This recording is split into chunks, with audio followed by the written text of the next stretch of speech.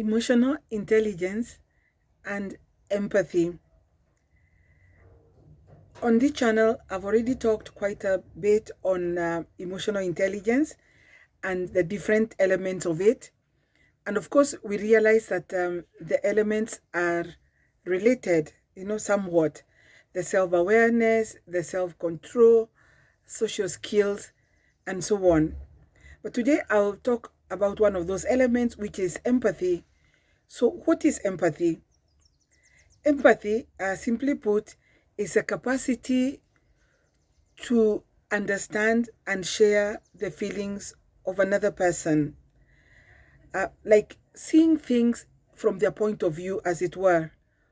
Or sometimes we say it's appreciating another person's perspective. Because truth be told that quite a number of people get too obsessed and too fixed in seeing things their own way probably, or they are so insensitive, to the feelings of the others or the point of view of the others that they miss it out altogether. And that's what we're emphasizing today, yeah? Empathy. Being able to understand and to share the feelings of another person. Sometimes it's good to distinguish also uh, between empathy and sympathy. When we talk about sympathy, of course, it's true. We appreciate the feelings of another person. We are kind of moved by what they are going through, but somehow we retain an emotional distance, yeah? And like in the case of empathy. And sometimes with empathy, it's a question of sometimes even just listening to people and getting to hear what they have to say.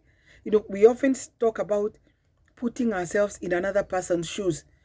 Obviously, it's not entirely possible, as it were, to feel like the other, but we can go to a certain level where we are able to appreciate what another person is going through those emotions, positive, negative, but we are able to, as it were, put ourselves in their shoes. Then what are the opposite? What's the opposite of empathy? Is what we can check, yeah? For example, being heartless. If people tell you you're heartless, it just means you just don't know how to share the feelings of others, or you're cold-hearted, or you're callous, or even simply just being insensitive, yeah? And it's good to examine ourselves in this, because as we emphasize when we talk about emotional intelligence, is that we don't walk all over people's feelings. We are able to be in touch with our own feelings and the feelings of the others, and that's what makes life pleasant, both for ourselves and for the others.